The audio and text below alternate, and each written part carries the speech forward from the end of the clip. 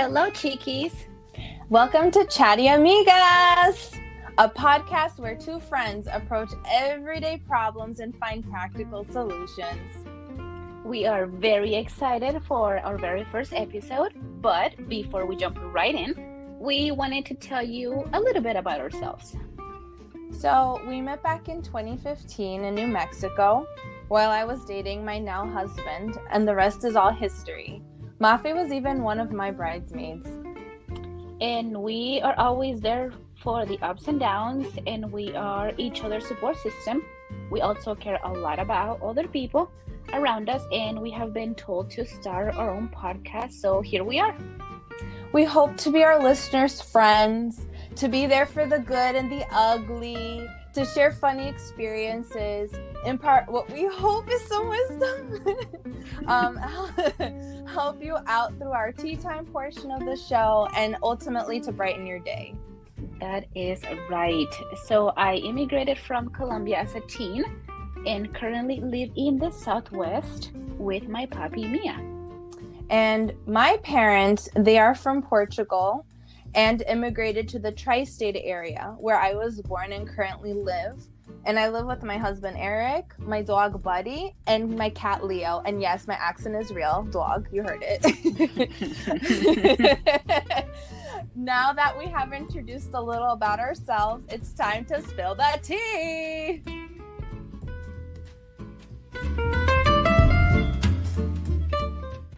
Okay, so before we start, a small disclaimer.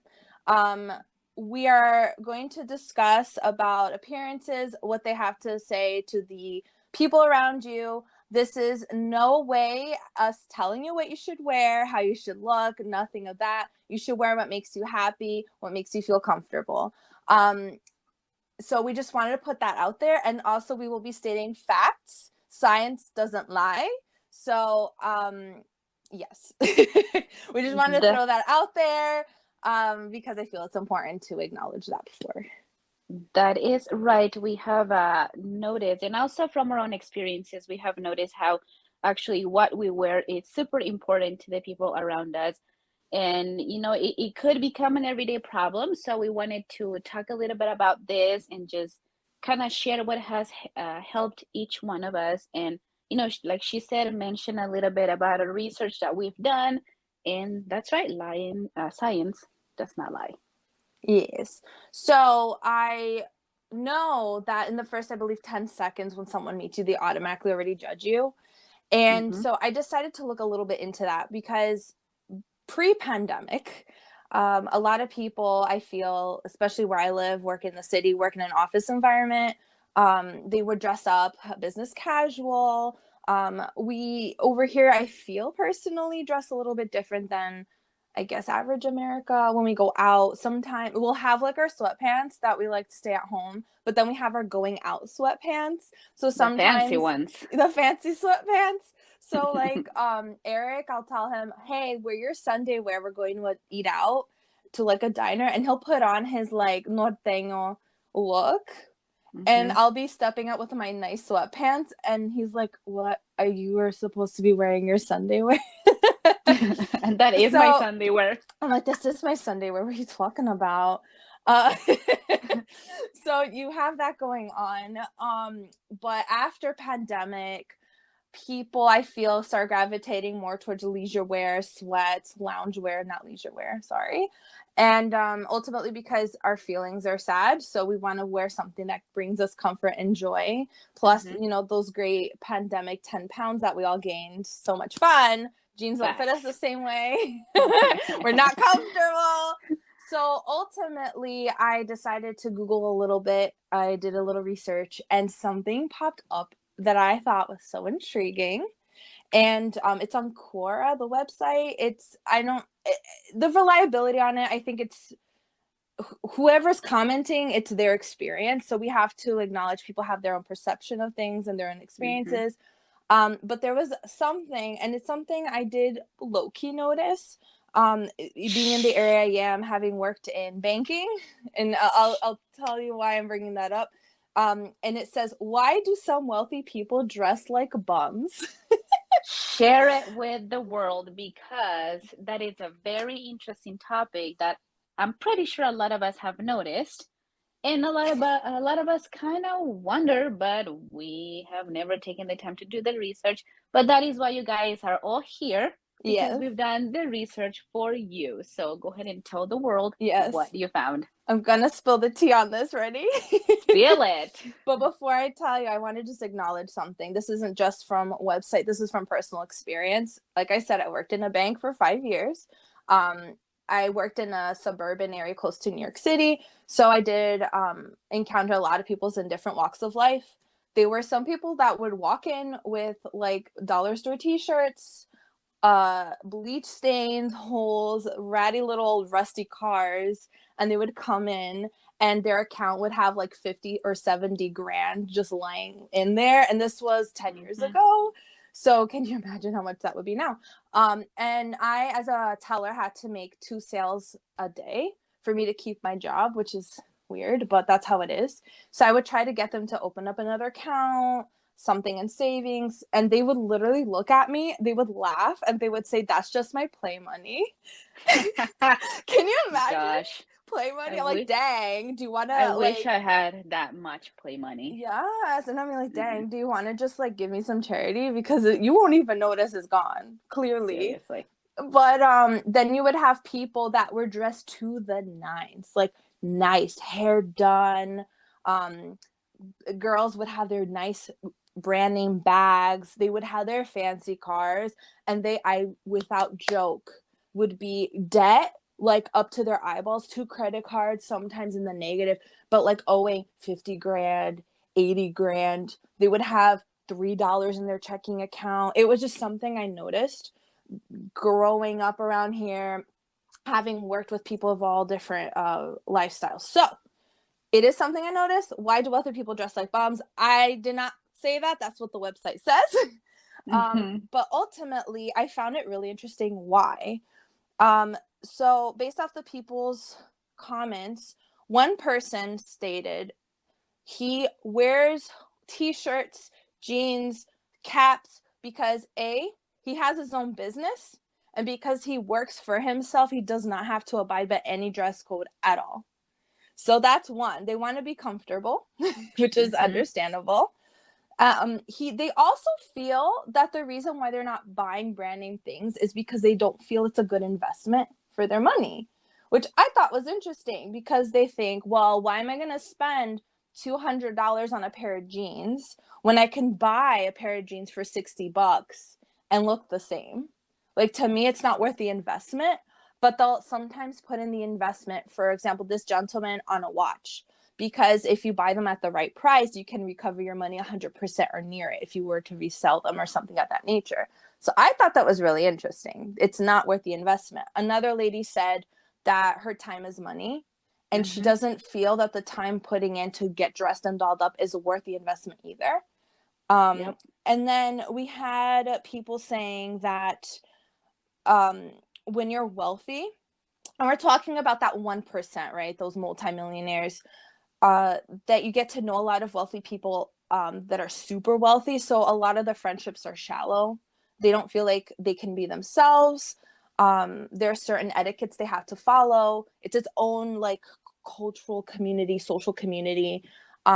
So they can't tell sometimes if the friendships are convenience for investment purposes or to look good in society as high society, or if it's because they genuinely like this person. Like, if there's an emergency, can I count on them to be there for me, or are they gonna bail?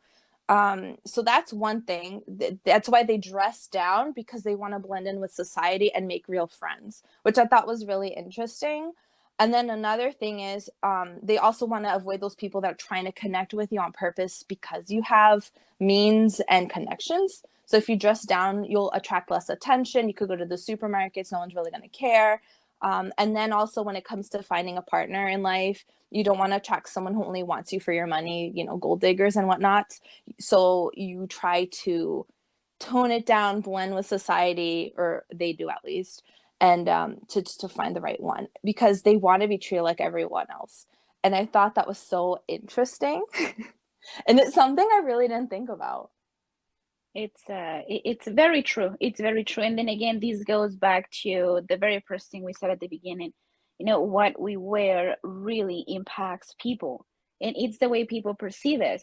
You know, some of the ones that have a lot of money, like you've said, they just want to blend in. They have gone through stages in their lives where people just want to be their friends because of the money they have. So they just don't want that anymore. They want to look decent. They want to look like a normal person because they want to make real connections. Then again, what they wear matters, very much Yeah. matters. And you saying that, so I actually looked up the science behind it. There's a researcher, Mary Lynn Damhurst, which is okay. So you were gonna bring her up too, right? I'm like, why do I recognize this name? We had brought this up before. Do you want to Yes, say it? You say it. I liked what she said. That Mary Lynn Demhorst, she said, quote, dress is a systematic means of transmission of information about the wearer, end quote. And you know, I had never given that much thought, but it is very true because our choice of clothing can influence the impression we give people, you know, how Mhm. they view, how they perceive us. The stuff we wear speaks for itself. Yes, there's a powerful communication tool without us even saying anything, just the Exactly. appearance. So when it comes to communicating confidence and ability, what you wear also plays an important role, especially in creating that first positive impression. And then there was a quote here that I really like that says, whether you agree with the statement or not, clothes make the man, or at least others' perception of the man. And of course, we can say women as well. But it's so true because we can all be like, oh, we're not judging, we're judge free. Yeah, but like we're always going to be like, wait, hold on, let me assess this for a second. And it's for safety. Like back then people had to assess, like, wait, is this safe, is this okay to Hmm. be here? So it's only normal, like we're born with this reasoning for safety, so it's nothing, we can really be that mad about, as long as we use our judgment for safety and not for mean to be mean. It's Yeah. it's absolutely true. And you know something else, during that research, it was so interesting to read that the article mentioned fashion is the vehicle through which humans can command and project more confidence. Mm-hmm. And that is absolutely true, Chicky, because I do not feel the same when I am walking around in my sweatpants and a hoodie compared to when I am completely dressed up, you know, high heels, a dress, you know, my hair done, or, you know, a nice blouse, something like that.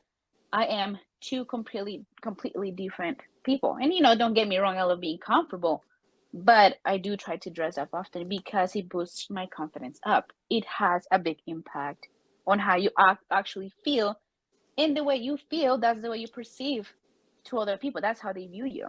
Mm-hmm. I so when I was in university, I used to clean houses, and sometimes I didn't have time to change, so I would just appear with my baggy t-shirts and messed up hair in a bun and no makeup and stuff, Hey, and that's life. I would just go, but I always noticed I try to sit in the back. I do think Hmm. confidence comes from within. I am a huge believer in fake it until you have it. The Oh yeah. confidence, to me, it really worked. So I can safely say I can walk about with no makeup and be fine. Clothing wise, I did notice that certain people will treat me differently depending on what I'm wearing. I don't feel most comfortable wearing like bleach stuff. If I'm going to the supermarket, I'll just wear my sweats with, it's whatever. But if I go out to eat or if I go see a friend, depending on the occasion, not like a movie night, but like dinner or something, or if I go out, I like to dress up a little. But my dress up a little is nothing. I personally don't think it's anything insane. I grew up with European parents, as we stated earlier. My mom always abided by certain rules. So we try to keep things classic looking to a degree. So Hmm. we always dress up a little bit more, I guess, depending on the person's perspective.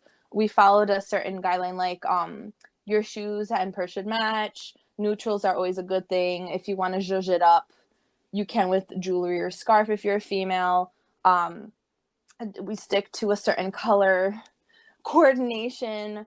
Um, but it was never, so I always carried that growing up and being around. And when my friends would visit out of state, they always said they liked visiting me because they would have to dress up, and they liked the feeling of dressing up because I would dress up. And apparently the people in my area do dress up a little bit more than the usual. At least they used to. Pandemic has shifted things a little bit. But and then you know what's funny? I was on one of my old jobs. This person looked at me. He's like, "Why are you dressed up? You're here by yourself." Because I worked alone in an office setting, and I said, "I do it for me." That's true. And then this goes back to what we were talking about, confidence, right? And this doesn't only apply to women, like you said, like this applies to men Everybody. too, because Yeah. it's very important to present yourself with confidence. And if you're not sure what you should wear, or perhaps how you might perceive yourself, or how other people might perceive you, I think it's important to think back about, let's say, a person that has impacted you with their presence. So what was outstanding about them, right? Was it their clothing? Was it their hairstyle? Was it their perfume, or their cologne? You know, was it their manicure, their shiny shoes? You know, if it made a big impact on how you view that person, that is the same impact you will have on somebody if you present yourself that way or in a similar way. Yes, I like that. And I think that's a great way to transition into tea time. Want to do tea time? Let's do tea time. It is tea time. Yay! So, with that being said, it is tea time, of course. And tea time is when we answer one question that has been submitted to us by one of our listeners. Yes, and today's question was sent to us by Anonymous. So we don't know who it is, and that's okay. And the question is, what are the best colognes for men? And I loved this question because I felt that I have a lot to say. I don't know if Anonymous, if you're listening out there, if your intention was to make it deep, our brains took it very deeply. So we're going to unpack a little bit here. So it's ultimately it's going to depend on what your intention is.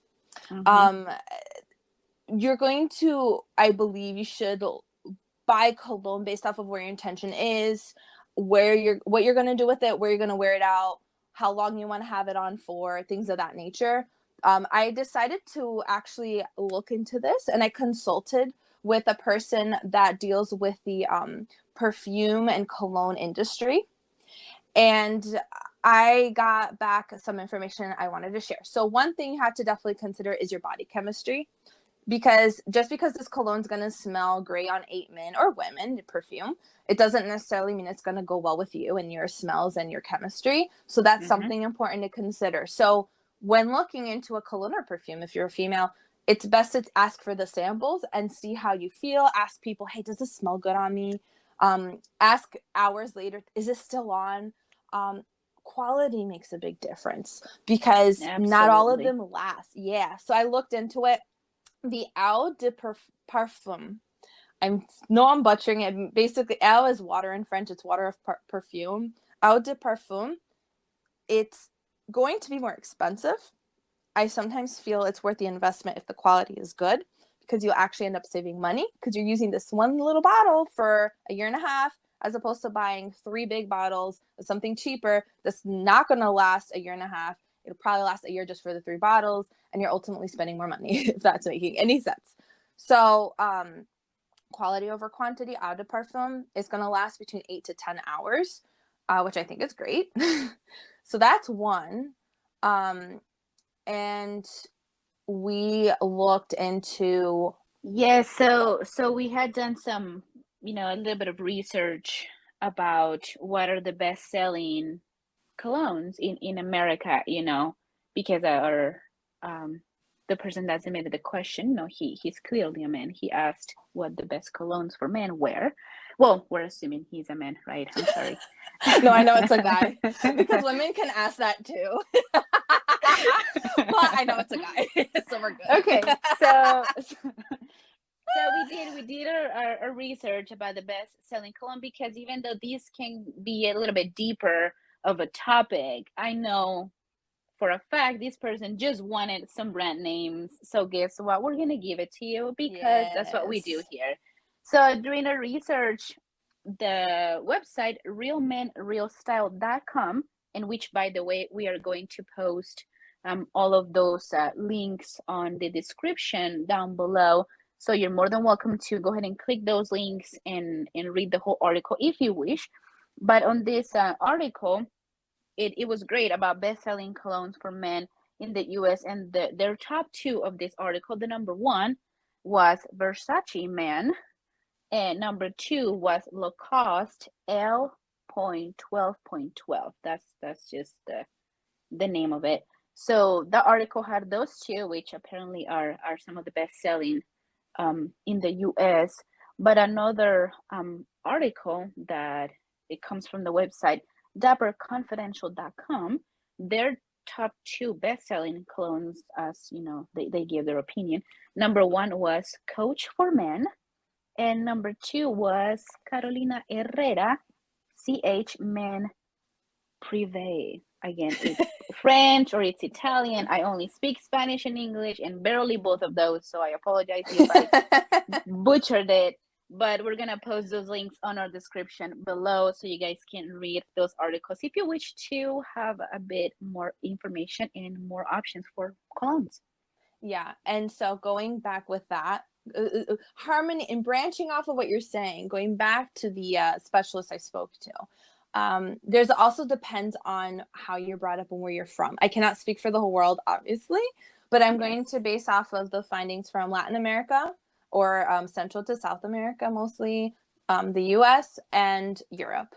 So depending where you're brought up, you're going to go and lean towards certain scents. So people from Central to South America, men, I don't know if women, but I know men, they tend to go more towards the sweeter scents, the floral notes.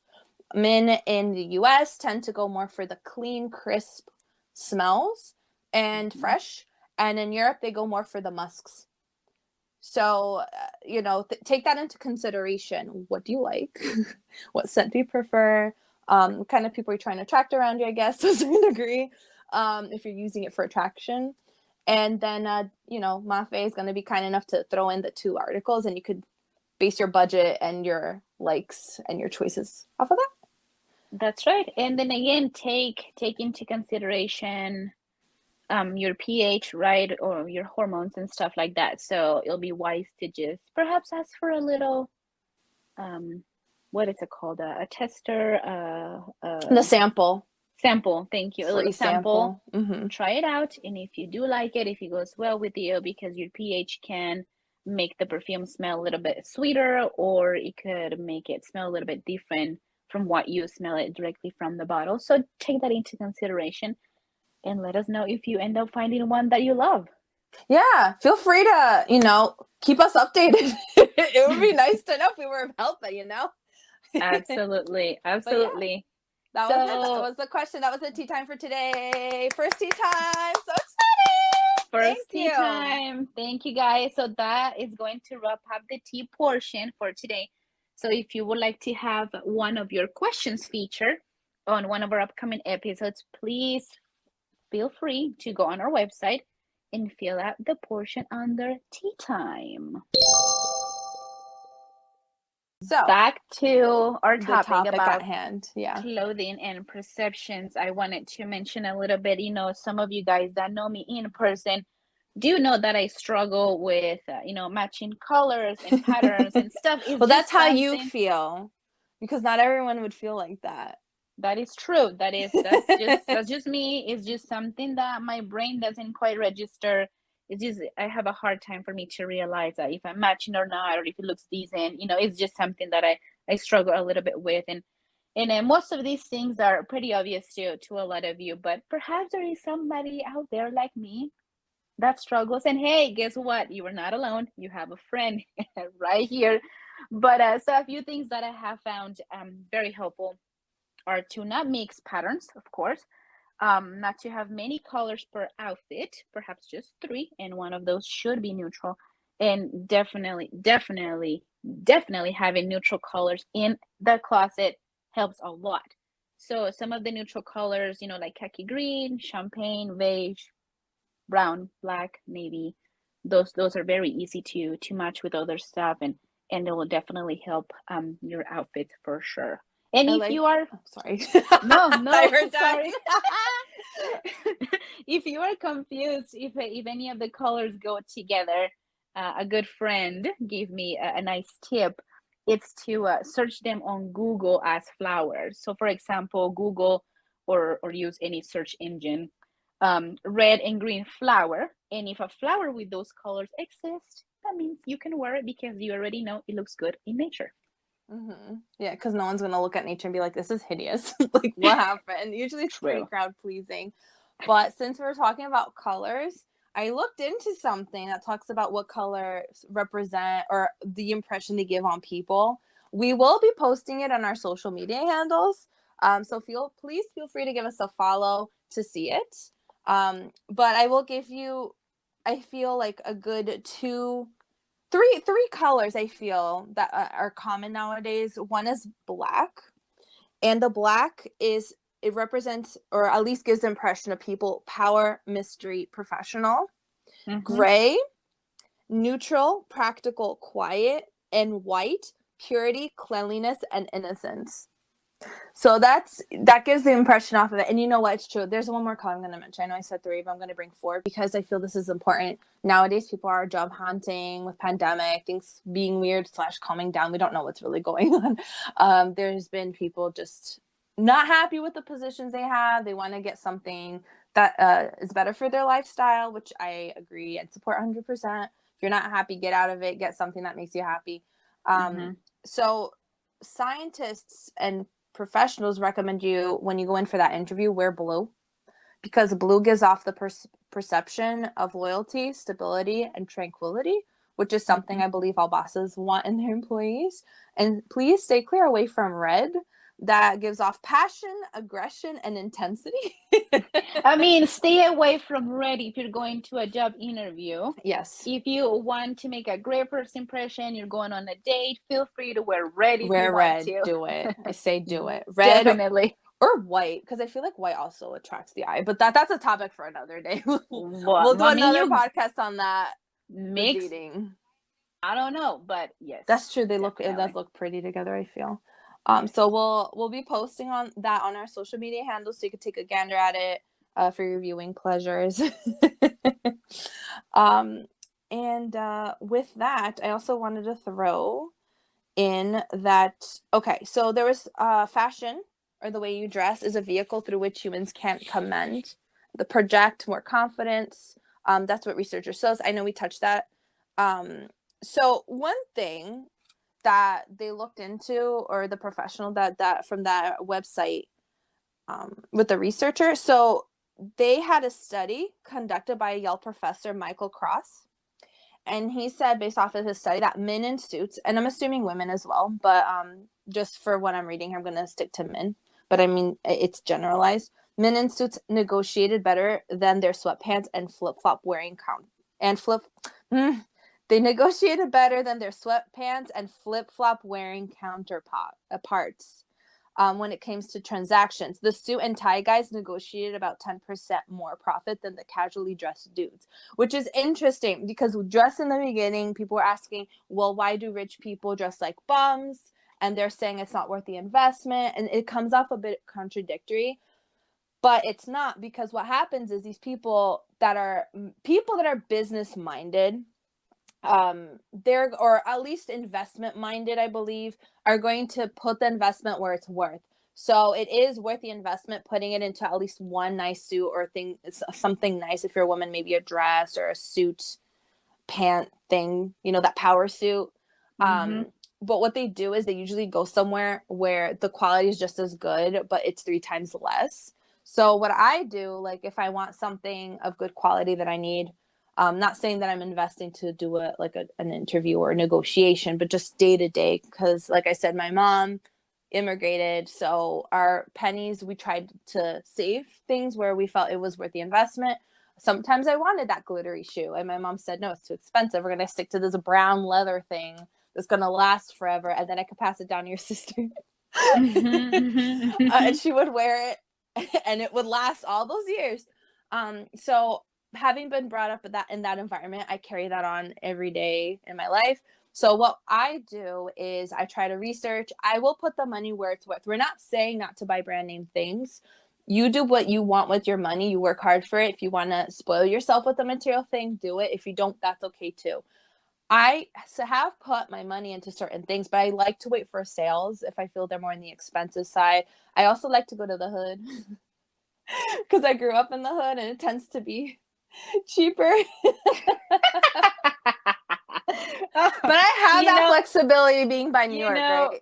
Our listeners are getting to know who we are, and this is what's great about this podcast. This is as real as it gets, you guys, as real as it gets. Yes, because I don't want to spend all that money if I don't have to. That's true. Because it's not that they're gonna. I hope that they're pricing things based off of what they deserve. Because if you have experience, you should price it accordingly.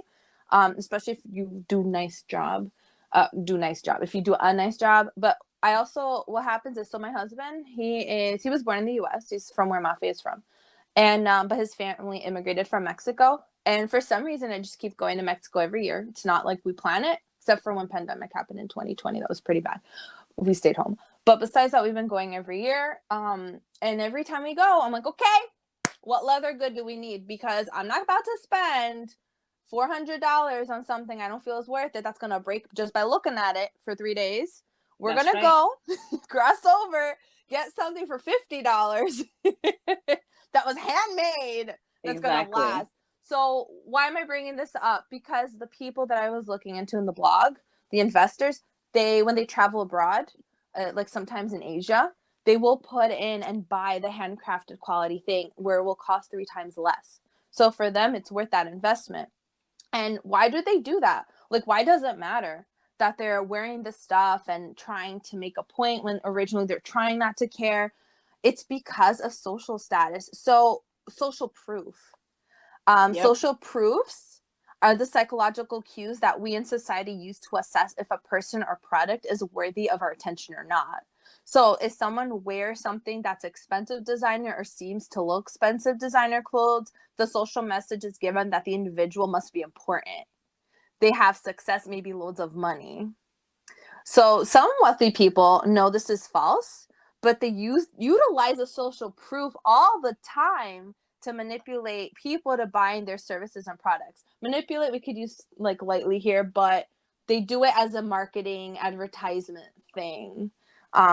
Because they know that if they use celebrities to endorse their products, if they use reviews for experts to convince us to buy something, or if they use their appearance and how they dress to show, hey, this is important, people are most likely to buy their product. So for them, it is worth the investment sometimes to buy that one thing that's worth a little bit extra more, the 2 things, especially like a power suit, because it's going to help them at least make 10% more than the average person wearing sweats and a flip-flop.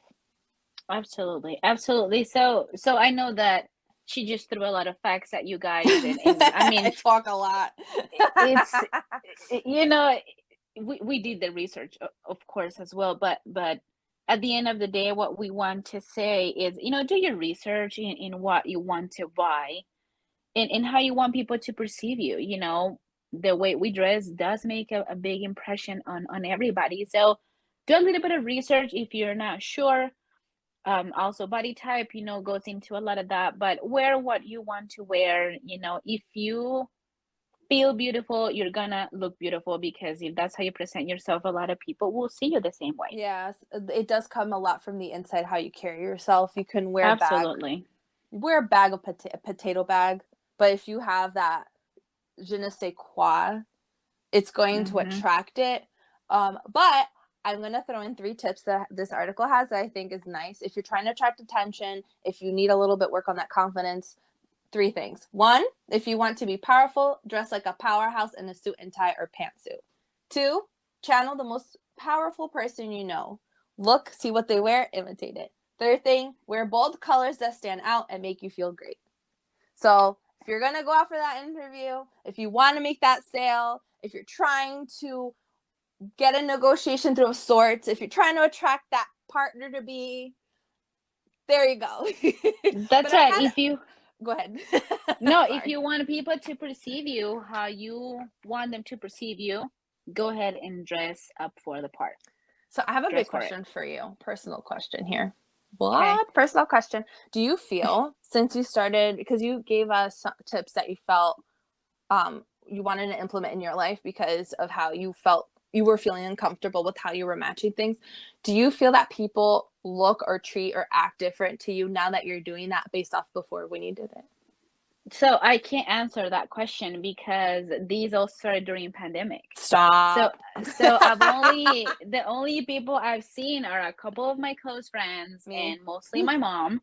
And so I cannot give a for sure answer because I haven't been out in the world doing things, and the times I have gone out is work and I have my uniform or my scrubs or something on. So I cannot answer that yet, but perhaps in the future when the world opens up, we might just do an update episode and I can give you guys an update about how people perceive me when I, shush up the way I dress. We'll put a pin in it. You'll spill the tea next time. But we're gonna put a pin on it. We're gonna brew that tea and then spill it when the time comes. I think that sounds good.